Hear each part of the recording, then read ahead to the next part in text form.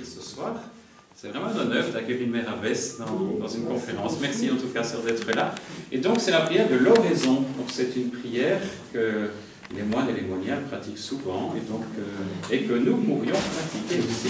Et c'est pour ça qu'on a pensé à vous, sœur, pour aborder ce sujet de l'oraison, de la prière, en tête à tête, en cœur à cœur avec le Seigneur. J'espère qu'on ne serait pas déçus. On est tout oui de vous écouter. Merci déjà de votre témoignage.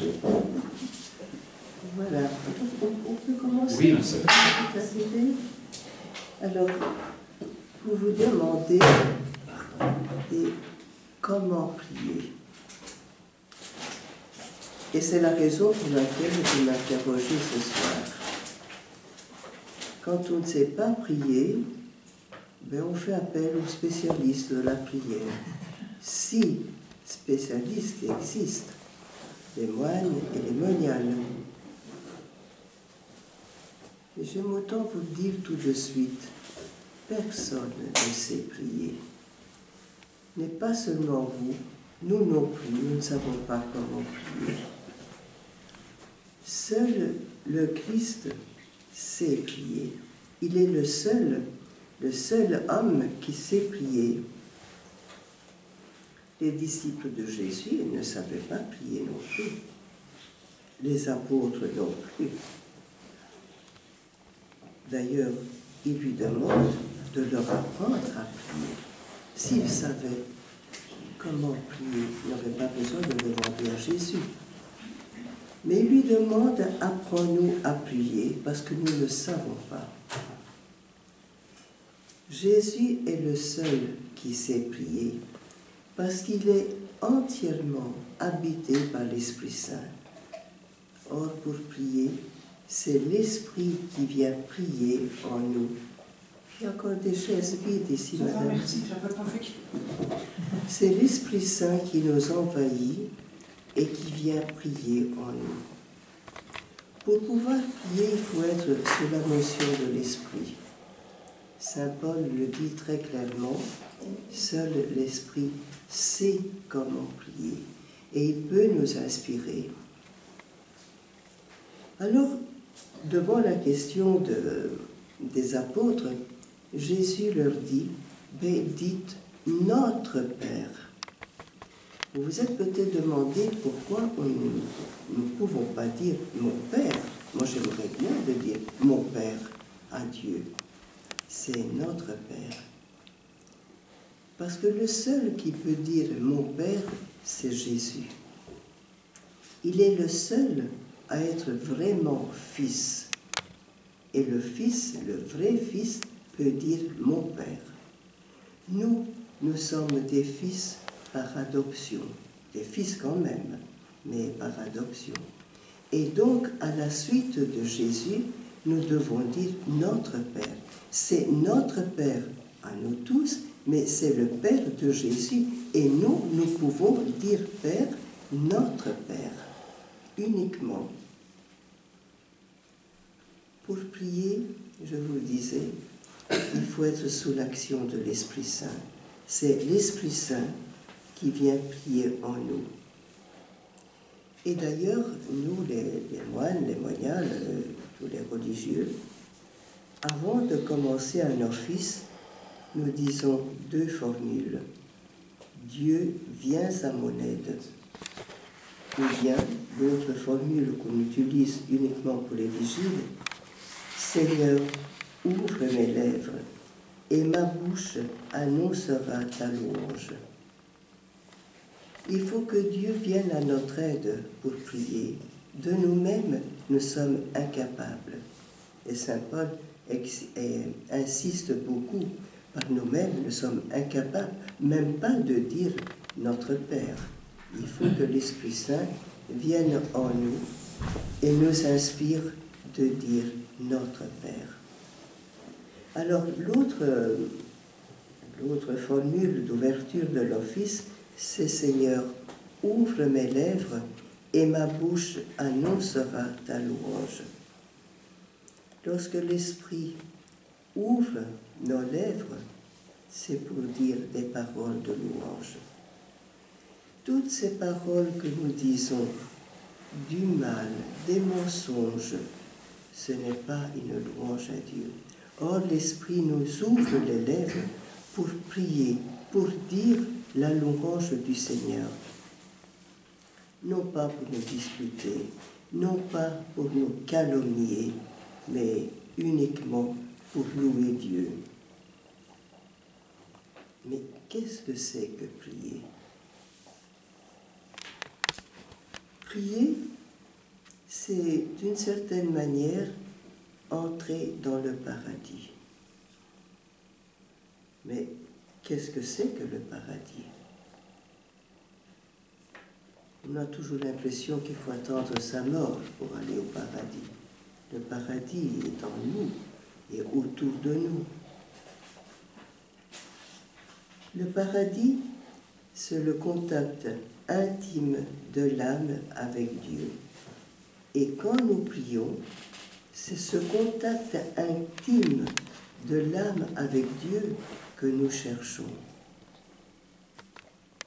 Et c'est ça qu'il nous faut. C'est ce contact intime avec Dieu. C'est ça le temps de l'oraison. Essayez d'être au plus près du Seigneur. Je sais bien, ce sont des petits flashs de quelques secondes. On a cette impression d'être avec Jésus, d'être avec Dieu. Il ne faut surtout pas essayer de reproduire. Ce sont des moments de grâce qui nous sont donnés, des moments de fulgurants, comme ça on a l'impression qu'on est tout près de Dieu. Sainte Thérèse, l'enfant Jésus, disait « Je n'avais qu'à étendre la main et je l'aurais touché. » Mais ça ne dure pas. N'hésitez pas dans votre prière à employer des expressions de l'amour humain. Dans le Cantique des Cantiques, il s'agit de l'amour humain. Il s'agit de deux amoureux qui se parlent. Et pourtant, ces paroles peuvent s'appliquer à l'âme dans la recherche avec Dieu.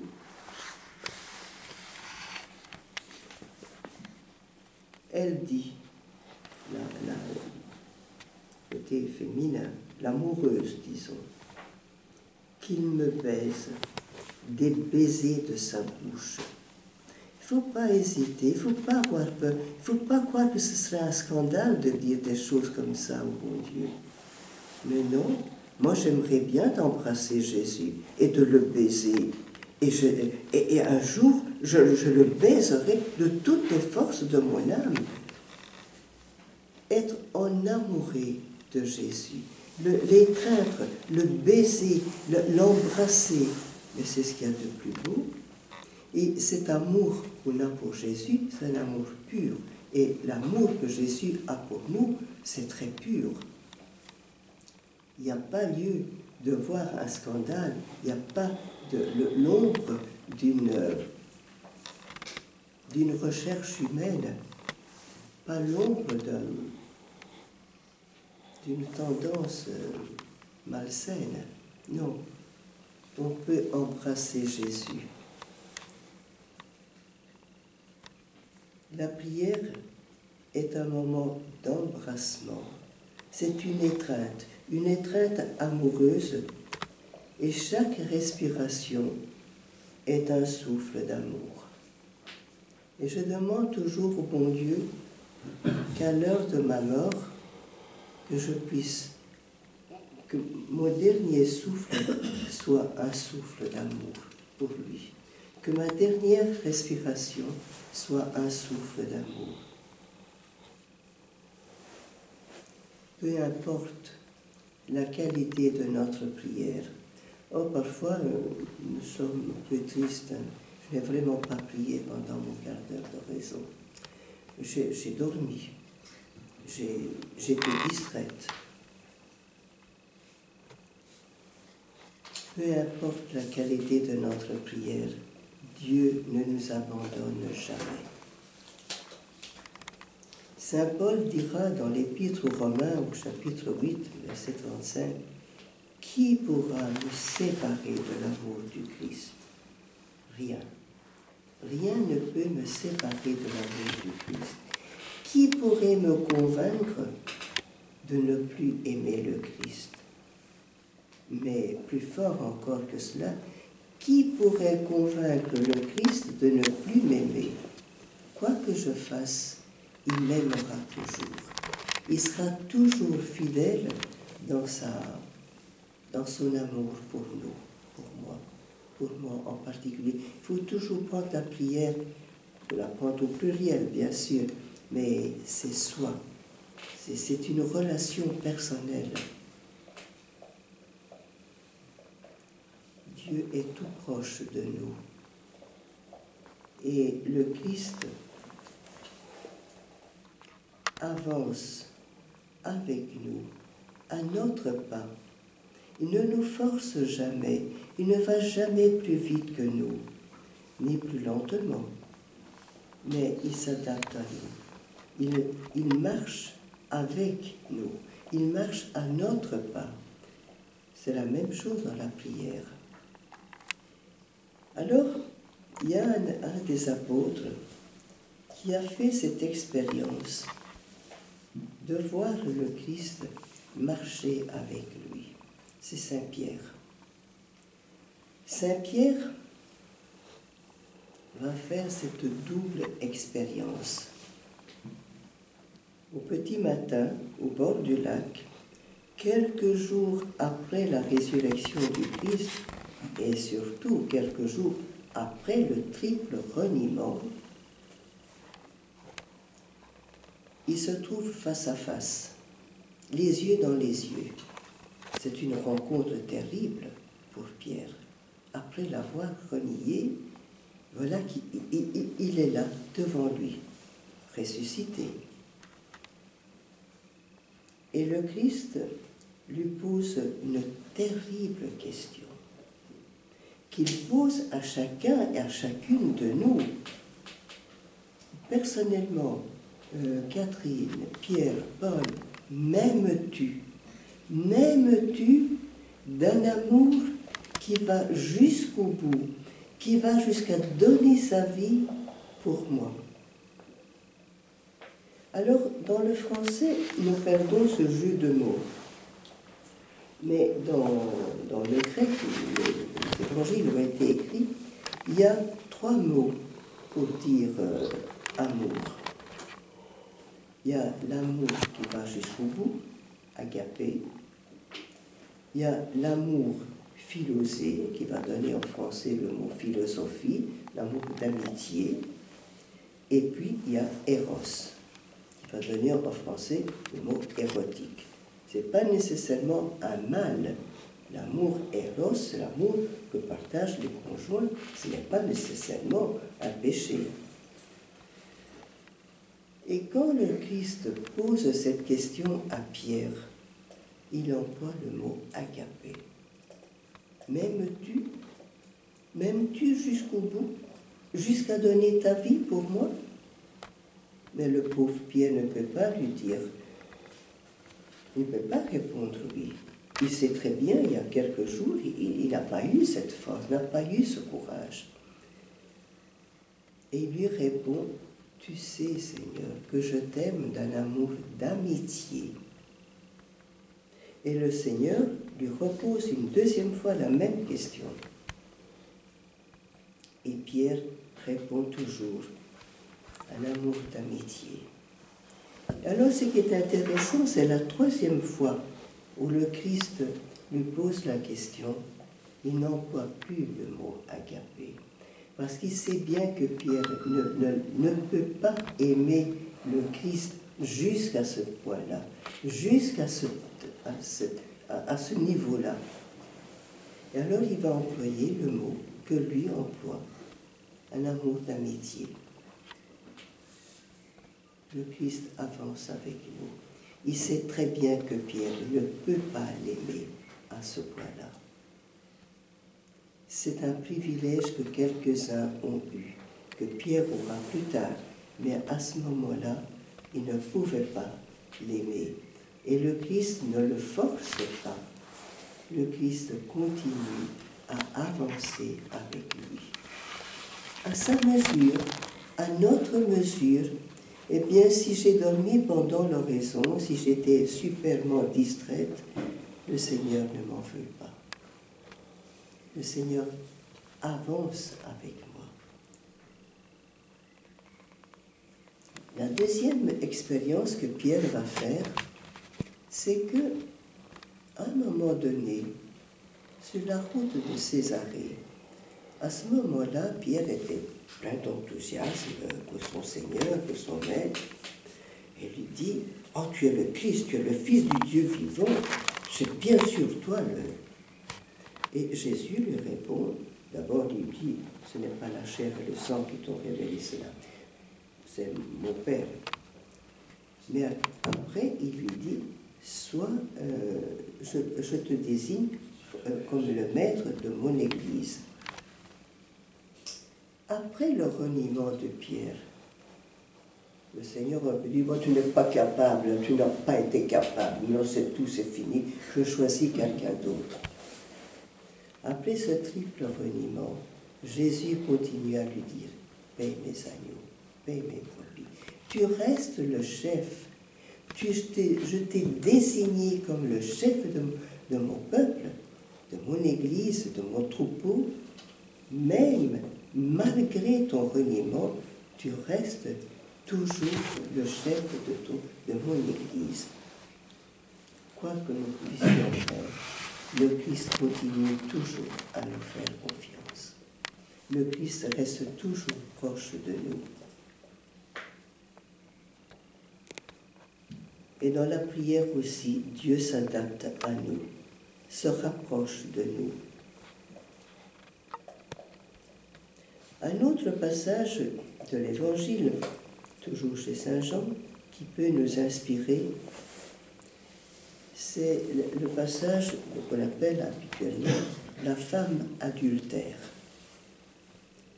Cette femme a été surprise en train de commettre le mal, et dans la loi, ces femmes devaient être lapidées.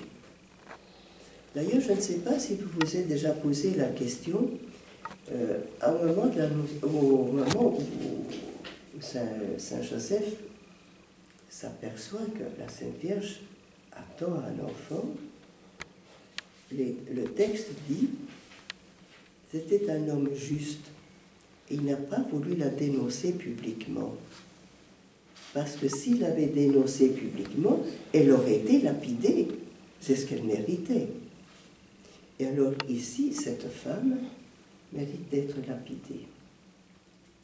Alors on l'amène à Jésus, non pas par pitié pour la femme, mais pour prendre Jésus à un piège, pour lui tendre un piège.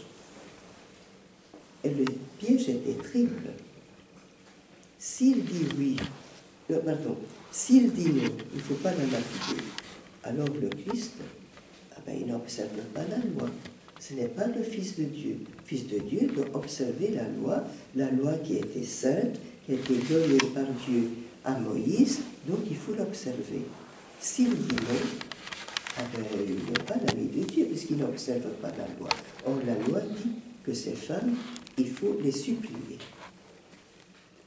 Si jamais il dit oui, premier piège, dis donc, toi qui parles de la bonté de Dieu, toi qui parles de la miséricorde, et maintenant tu es d'accord de lapider une femme, sans compter qu'il va voir contre lui l'Empire romain, parce que l'Empire romain laissait beaucoup faire aux Juifs, leur laissait beaucoup de liberté.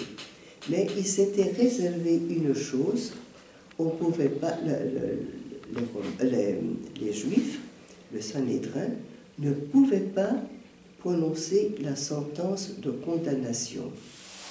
Parce que s'ils avaient pu condamner Jésus, ils n'avaient pas besoin de recourir chez Pilate. Ils l'auraient liquidé eux-mêmes. Mais ça, ils ne pouvaient pas. Et donc, si Jésus dit oui, il va voir contre lui l'Empire romain qui s'était réservé le droit de condamner quelqu'un à mort. Et donc, vous voyez, le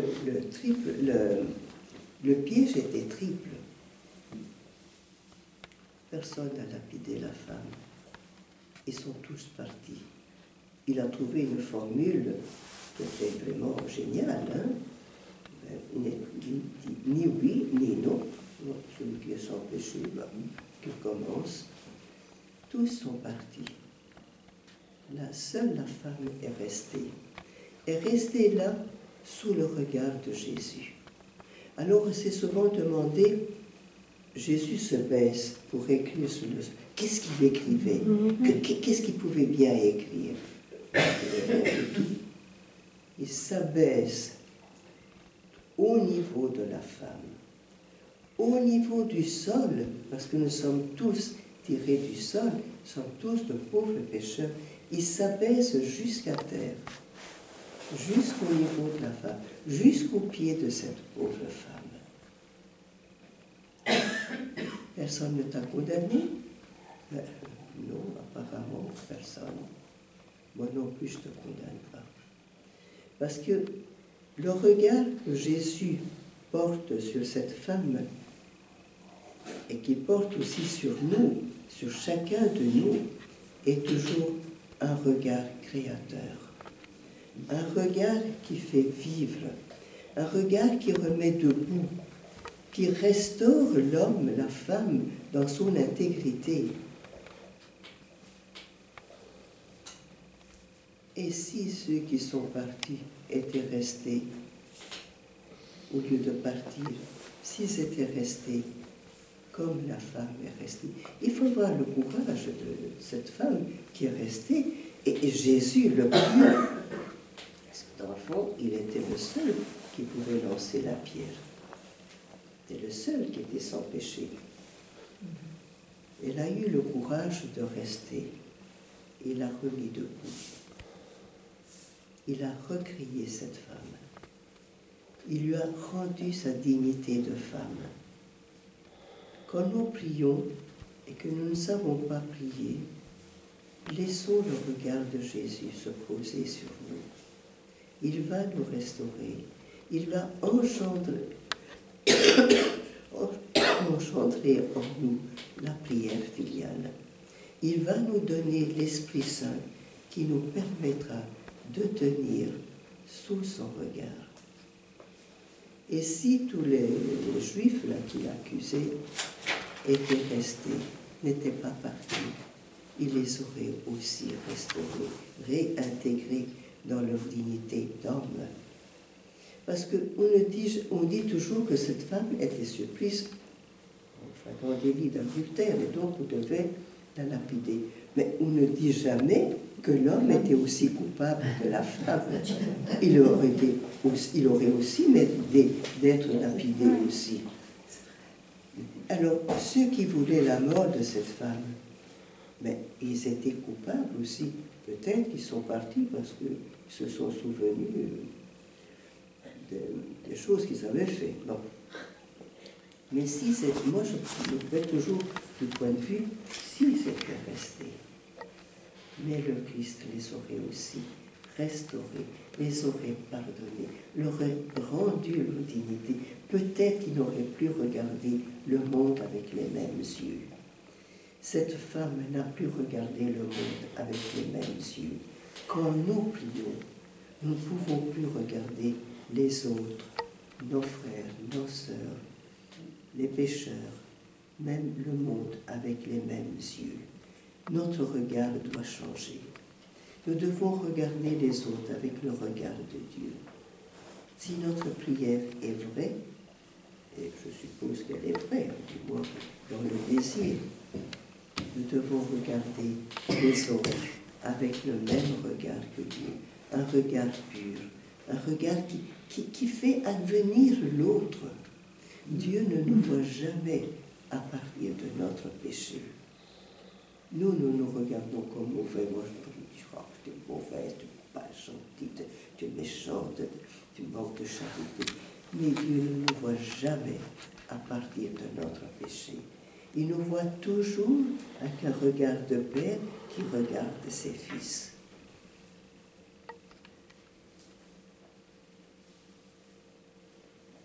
terminer, je voudrais citer le passage de l'Écriture chez saint Marc, chapitre 1er. Tout le premier chapitre, le début de l'évangile de saint Marc, il dit ce que Jésus fait. Il comme une sorte de programme. Et à un moment donné, il y avait eu un grand miracle. Il avait guéri un lépreux. Et le lépreux commence à dire à tout le monde, c'est Jésus qui m'a guéri, qui m'a purifié. Si bien que Jésus ne pouvait plus rester dans les villes, les lieux habités, parce que tout le monde, il était obligé de rester dans des lieux déserts. Mais les apôtres lui disent, tout le monde te cherche. Tout le monde te cherche. Sommes-nous de ceux qui cherchons vraiment Jésus? Faisons-nous partie de cette foule qui cherchons Jésus? Il faut tout le temps le chercher. Il y a un autre passage, toujours dans le même évangile de Marc, verset 45, « De toutes parts, on venait à lui. » Alors je me dis, peu importe notre passé, peu importe notre origine, familiale, nationale, sociale, peu importe ce que nous avons fait, de toutes parts, de partout, on vient à Jésus. Même si nous avons été des grands pécheurs, même si nous sommes sortis de prison, de toutes parts, peu importe le lieu, de toutes parts, on peut s'adresser, on peut s'approcher de Jésus. Peu importe quel a été notre passé, on peut toujours venir à Jésus. Il ne nous repoussera jamais, il ne nous fera jamais le reproche d'avoir péché, d'avoir été ceci, d'avoir été cela. Il nous accueillera toujours avec des bras de Père. Voilà. Je ne sais pas si cela vous a aidé.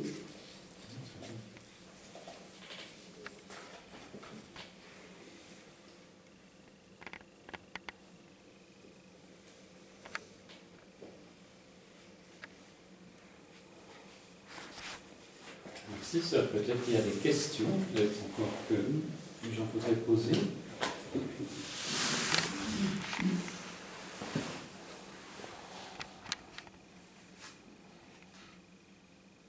Je trouve fort éclairant le beau texte qu'on connaît bien, si Pierre m'aimes-tu.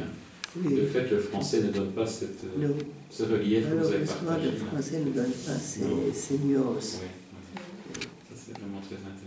En italien, on a deux mots pour dire amour. Dites-moi. C'est amore, ou bien l'expression qui est très souvent employée, ti voglio bene. Mais on ne sait pas bien traduire en français. Je te veux du bien, on peut le traduire comme ça, mais ce n'est pas tout à fait ça. Mais ici, les nuances du grec sont très fortes. Donc l'idée que Jésus se met à sa portée, ça vous est oui. Il reprend son terme à lui.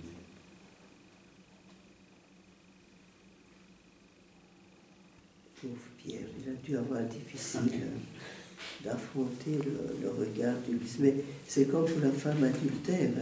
Peu importe, nous n'avons pas commis des adultères, mais peu importe ce que... Tous nos péchés sont toujours des reniements. Laissez ce regard du Christ se poser sur nous.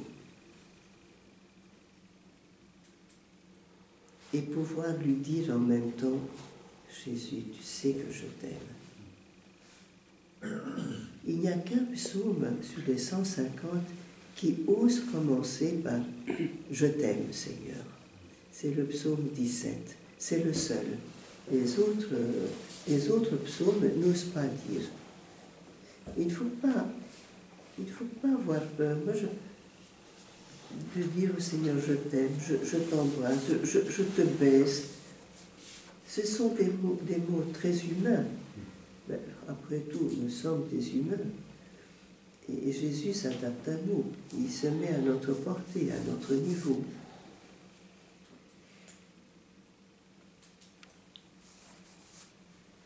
Moi, je crois que c'est ça que Jésus veut, qu'on lui dise je t'aime. Oui, C'est ça qu'il veut. oui, oui. Il ne veut que ça. Et je vous aime.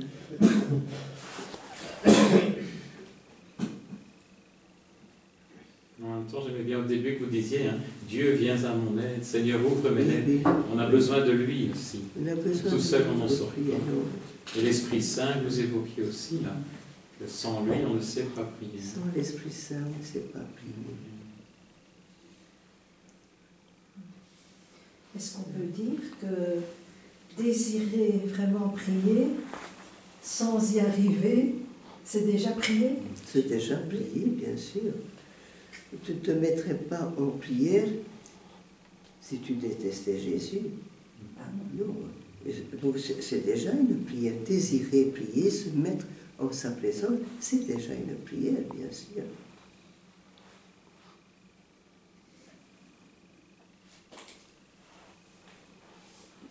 La difficulté, c'est souvent les distractions que vous Ah, évoquez. oui. Mais vous savez, monsieur l'abbé, les distractions peuvent encore avoir un beau rôle. Chaque fois que je me surprends en état de distraction, que je pense à gauche, à droite, si je continue dans ma distraction, ça c'est un péché, hein, c'est simplement entretenir. Mais si je m'aperçois que je suis distrait et que je coupe la distraction, je choisis Dieu. Et c'est chaque fois un choix qu'on fait du Christ, un choix qu'on fait de Dieu. Et c'est très profitable. Non, j'abandonne, je te choisis, Seigneur. C'est chaque fois quelque chose de très positif de rechoisir le Christ. Puis il n'est pas nécessaire de parler tout le temps non plus. Comme disait le curé d'Ars, il m'avise, je l'avise. Oui. À propos de la personne toute sainte qui était devant le Saint-Sacrement, quoi. Oui. Seulement, si vous ne dites rien, la mémoire, le cerveau travaille continuellement. Hein. Donc vous ne savez pas garder le silence, vraiment, le vide complet, longtemps. D'accord.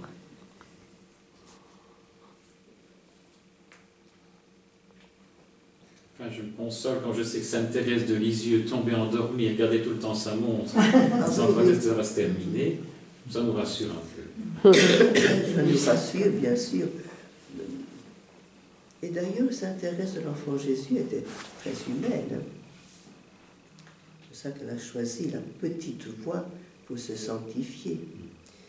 Et un peu avant sa mort, ses sœurs qui l'aimaient bien, qui voulaient la gâter, puis qui savaient bien qu'elle allait mourir, lui disent « Thérèse, est-ce qu'il y a quelque chose qui te ferait plaisir? Est-ce que tu as envie de quelque chose ?»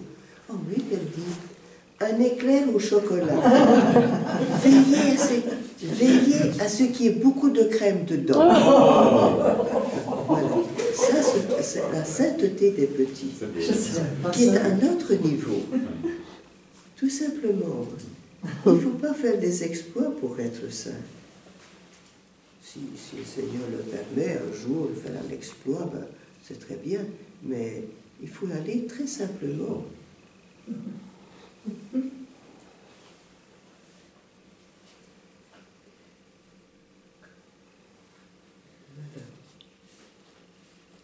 Est-ce que vous trouvez que c'est plus facile de prier en communauté que de prier tout seul, au niveau de la prière? Ou c'est un autre type de prière, vous pensez? Ah ben, écoutez... Ou de faire oraison avec des consoeurs qui Oui, font des oraisons. la prière chorale, il faut en faire sa prière. Parce que vous avez un texte que vous n'avez pas choisi, C'est ça. vous n'avez pas créé, hein, qui vous est donné. Et il faut prier à partir de ce texte. Et donc, il faut que ce texte vous pénètre et devienne prière. Et ça, il n'y a que vous, la personne qui peut lui donner cette dimension de prière. Tandis que dans l'oraison, on est seul avec le Seigneur. Alors, je peux somnoler. Parfois, je me dis non, vraiment, je ne saurais pas prier. J'ai trop sommeil. Bon, je somnole. Parfois, je me dis, le Seigneur, aide-moi à prier. Envoie-moi ton esprit. Alors, ça va, plus ou moins. Mais on ne peut jamais être satisfait de sa prière. On ne peut jamais dire, ah, je fais une bonne oraison. Ah, ça c'est bien. Parce qu'on aurait envie de recommencer, de renouveler. Ce sont des moments, des petits flashs qui arrivent, qui vous permettent de vous sentir bien proche du Seigneur. Mais après, c'est tout. Après, c'est tout, c'est fini. Il ne faut surtout pas chercher à renouveler. Il faut faire des efforts pour être en présence de Dieu. Laisser, comme la prostituée, laisser ce regard de Dieu se poser sur moi. Être comme Saint Pierre, là, que le Seigneur interroge, m'aimes-tu? Seigneur, tu sais bien que je t'aime, mais je n'arrive pas à aimer jusqu'à l'amour d'agapé, l'amour qui va jusqu'à donner sa vie, mais tu sais bien que je t'aime, petitement, à ma mesure. Quand Sainte Thérèse demandait un éclair au chocolat, et qu'il y ait beaucoup de crème, veillez s'il y a beaucoup de crème, ben, elle aimait le Seigneur, bien sûr.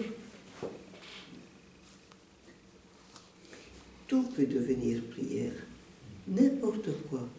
Les moments de l'office doivent devenir une prière et les personnaliser, devenir une prière personnelle. Mais une mère de famille qui aime son enfant, c'est une prière. Faire la vaisselle, balayer la maison, c'est aussi une prière. Être au service des autres, c'est une prière. Tout peut devenir prière. Et cela dépend de nous, la dimension que nous mettons dans cette action. L'action en elle-même n'a pas beaucoup de valeur, mais je sais pour qui je l'ai fait. Et c'est ça, c'est lui qui va donner une valeur de prière. Tous nos actes ont une dimension d'éternité. Nous n'emporterons dans l'au-delà, après notre mort, que ce que nous avons fait de positif. L'amour, les petits brins d'amour que nous avons donnés, tout a une valeur d'éternité. Et Sainte Thérèse de Lisieux dit « Une aiguille ramassée avec amour peut sauver une âme au loin. » Bien sûr. Oui. Surtout quand elle était très malade et qu'elle avait difficile de ramasser. Et Marthe et Marie, comment vous voyez cette scène-là? Marthe et Marie, et Jésus avec Marthe et Marie. Ah, c'est un grand amour qui se partageait entre eux. Pourquoi vous êtes scandalisé? Non, c'est la prière et l'action peut-être. Oui, c'est ça. L'une qui travaille, qui est affairée, l'autre est à l'écoute du Seigneur Jésus. Oui, ce passage-là. Oui. Alors, on a un petit peu durci ce passage, parce qu'on voulait dire que la vie contemplative était supérieure à la vie active, ce que je ne suis pas sûre qu'elle soit supérieure. Mais on a voulu un peu insister là-dessus. Marthe, qui a travaillé, qui s'est dépensée à préparer le dîner, le repas et préparer la table, est aussi méritante que Marie, qui ne faisait rien et qui est allée s'asseoir, mais l'a écouté, s'est imprégné des paroles de Jésus. C'est ce que nous faisons pendant l'oraison, nous ne faisons rien, mais nous sommes là devant le Seigneur et essayer de le louer. D'ailleurs, il y a eu un mouvement qui était contre les contemplatifs en disant mais ils ne fichent rien. Il y a eu des livres qui ont été écrits, c'est inutile. Oui. Parce que justement, il y a eu même des prêtres et des doyens qui disaient oh ben ils sont là en prière, soi-disant, chanter des sophismes. La pastorale, ils n'y touchent pas, on a besoin d'eux et ils ne font rien. Voilà. Bon, on peut le comprendre comme on veut, on peut envisager ça. Il faut les deux. Mais je sais que s'il n'y avait plus la vie contemplative dans l'Église, l'Église serait comme un oiseau à qui on a coupé une patte et une aile. Il ne sait plus ni marcher ni voler. Et l'Église serait comme ça et ne pourrait plus se déployer, ne pourrait plus marcher s'il n'y avait pas la prière à côté de... Guy Gilbert le dit, les priants et les contemplatifs sont les bulldozers de l'Église. Ah oui, oui. Il y a Saint Benoît qui a quand même mis ora et labora, donc il a trouvé que c'était important d'équilibrer votre vie aussi entre prière et travail. C'est un peu une contrepartie de ceux qui ne faisaient que prier. Et Saint Benoît nous dit prie et travaille. Oui, parce que pour Saint Benoît, la pauvreté du moine consiste dans le travail. Par exemple, la pauvreté des franciscains, c'est de ne rien posséder. Ils n'ont plus rien, alors s'ils n'ont plus de quoi manger, de manger. Voilà. Mais pour Saint Benoît, non, vous pouvez posséder, mais vous devez travailler, faire cultiver les champs, faire produire ce que vos affaires. C'est comme ça qu'il y a des monastères qui se sont même enrichis. L'origine de l'ordre cistercien, c'est parce qu'à Molène, on était devenus trop riches. Oui, toutes ces terres que les gens donnaient, on les faisait produire, c'était très bien, mais on était devenus très riches. Et alors, il y a quelques moines qui ont dit, bon, ça ne se va plus, hein. Nous allons partir d'ici et reprendre la règle dans son intégralité et la pauvreté. Nous devons travailler, mais pas nous enrichir. D'ailleurs, beaucoup de monastères, comme c'est notre cas, nous sommes très pauvres. Hein. Il n'y a pas de trop. Évidemment, les monastères qui ont des brasseries, ça, mais ils redistribuent, ils repartagent. Voilà, c'est ça, ils distribuent beaucoup. Et ils donnent du travail à beaucoup de gens. Ah, ça, c'est quand même aussi important dans la société. Toutes les abbayes qui ont des brasseries donnent beaucoup de travail à d'autres. La région de Chimay, s'il n'y avait pas ce moment, on serait très pauvre. Et dans une vie active, qui sommes peut-être un peu plus dans le monde, est-ce que c'est important de se fixer le moment de la prière, ou bien de se dire, voilà, quand je me sens bien, je vais le faire maintenant, ou bien c'est plus intéressant de dire, je vais le faire le matin, je vais le faire le soir, ou... C'est parce que souvent on dit le soir on est fatigué, le matin on est plus éveillé. On doit se fixer. Il faut se fixer. Peu importe sur le matin, à midi ou le soir, oui. Quand on sait qu'on est plus disposé, mais il faut se fixer des moments de prière, parce que sinon, vous savez, une journée, ça passe très très vite. Alors si on n'a pas des moments, c'est de la pépito. L'abbé Piton, c'est pas lui qui me l'a dit, c'est son frère. L'abbé Jacques Piton, c'est ça? Jacques, oui. Non, son frère, c'est Paul. Ah, Paul, oui. Paul me dit un jour, mon frère Jacques, jamais, quand il rentre le soir, fatigué, peu importe, il fait toujours son oraison. Il ne va jamais se coucher sans faire sa demi-heure d'oraison. Il dit, il a bien raison, bien sûr.